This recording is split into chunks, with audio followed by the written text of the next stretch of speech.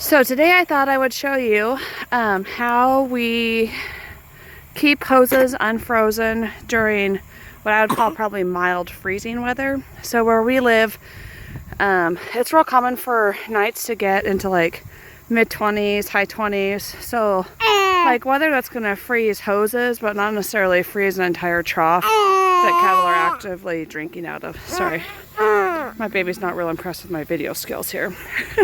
So what we have is just a large Rubbermaid tank. This is a 300-gallon Rubbermaid tank.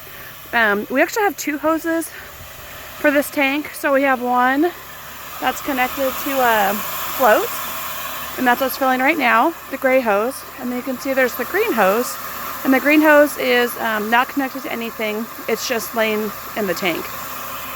And so what we'll do, this is Clint's invention, or Clint's idea, maybe not invention, but so the hose that's connected to the float, we keep hooked up over here to our stand hydrant, so a frost-free hydrant.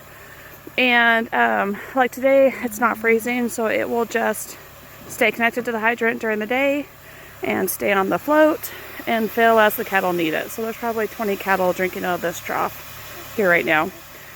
At night, we go ahead and disconnect this hose from the hydrant, but we keep it hooked up to the float, and then we just put the entire gray hose, except for the piece that's hooked onto the float, we let that hang out in the tank.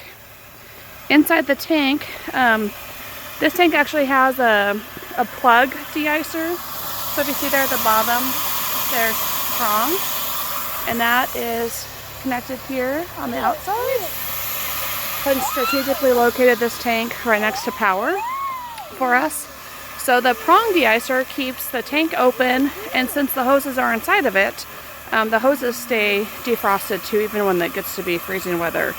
So let's say it gets colder at night than we anticipated, then Clint just pulls that green hose out of the bottom and he hooks that up, not hooked up to a tank or a float, hooks that up to the hydrant, and he's good to go. So requires you to fill water every day, but you don't have to drain hoses and spend time, going along the entire length of the hose and getting all the water out, and maybe not getting some of it out and coming out in the morning to a frozen hose. So just kind of a simple way to keep a tank open and also keep your hoses unfrozen and ready to fill every day. So again, all we have here is just two hoses, one that's connected to a float, one that's not, in case the float freezes. A prong de-icer. You do have to have power. It's nice if you have power close to your tank. As you can see, we have some extension cords running here and all the way out. We actually have another tank all the way down there for our mares in a separate pasture. So you can totally do this with a bunch of extension cords and hoses too. The mares don't drink quite as much water as the cattle that are in this pasture, so we actually just keep a hose and fill their trough every couple of days because they don't drink it all the way down every day.